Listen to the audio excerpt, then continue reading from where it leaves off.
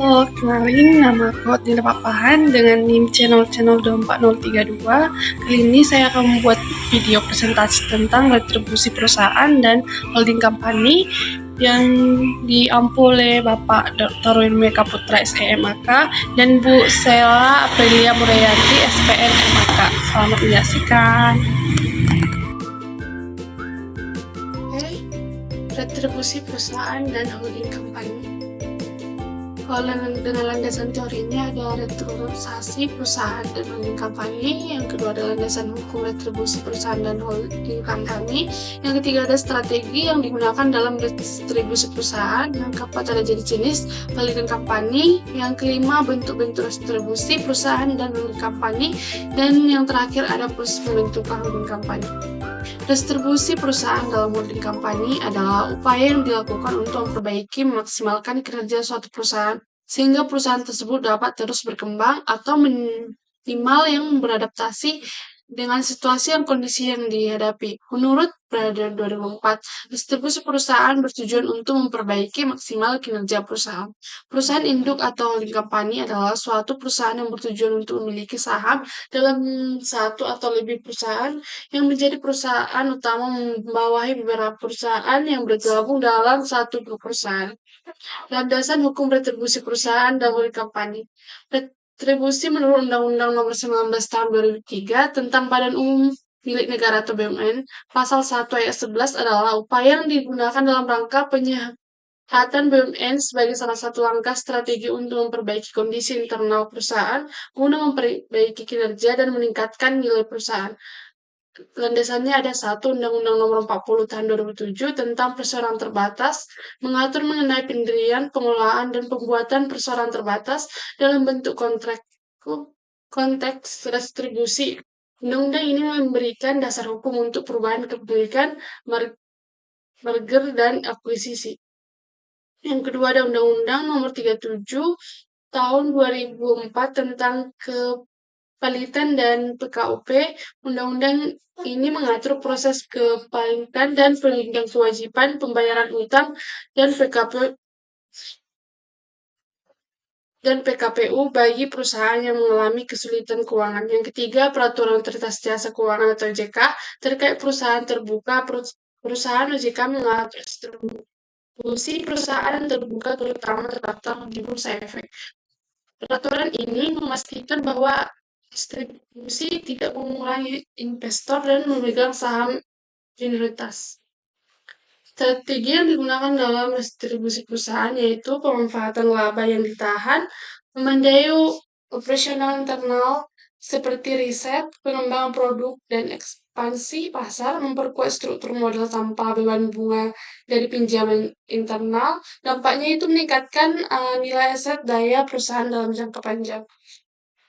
Yang kedua ada distribusi dipenden, memberikan keuntungan langsung dalam bentuk uang tunai kepada pemegang saham, meningkatkan jumlah lembar saham yang beredar guna menjaga posisi kas perusahaan. Fungsinya menjadi indikator kesehatan finansial dan alat untuk menjaga kepercayaan investor terhadap prospek masa depan. Yang ketiga, tanggung jawab sosial, alokasi dana untuk pengelolaan limbah atau pemberdayaan ekonomi masyarakat lokal dengan membangun hubungan baik dengan seluruh pemangku kepentingan,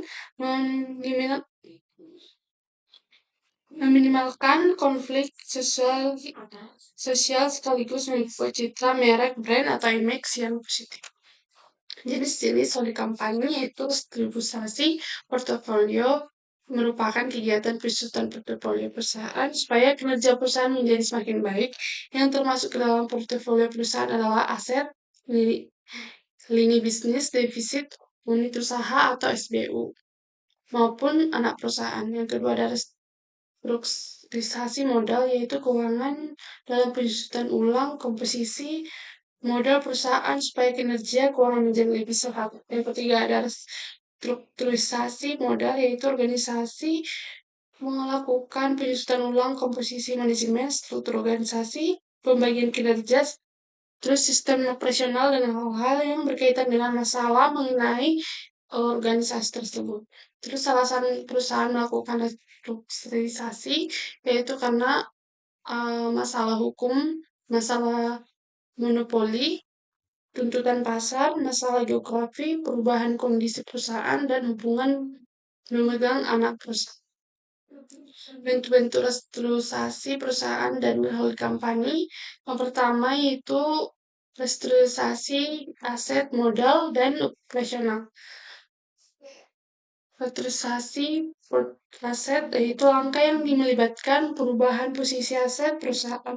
Bentuknya bisa berupa akuisisi, di mana satu perusahaan membeli sebagian saham perusahaan yang lain untuk mendapatkan kendali, dan divestasi yaitu menuju unit bisnis yang tidak menguntungkan agar perusahaan bisa lebih fokus pada bisnis inti. Yang kedua ada konsep bentuk holding company atau holding company, perusahaan induk yang bertujuan untuk memiliki saham di perusahaan lain atau anak perusahaan guna mengendalikan manajemen dan kebijakan mereka, bukan untuk menjalankan operasi bisnis harian secara langsung. Investment holding company, perusahaan yang hanya berfungsi sebagai pemilik saham aset tanpa mengumpuri operasional teknis anak perusahaan. Fokus utamanya adalah pada hasil investasi dan independen.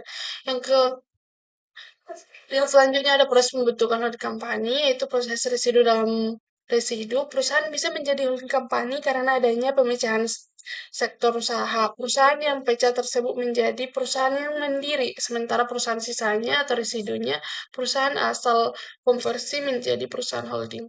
Yang kedua ada perusahaan prosedur penuh, yaitu perusahaan bahwa holding company yang ada bukan dari sisa atas perubahan aset perusahaan, melainkan perusahaan yang independen.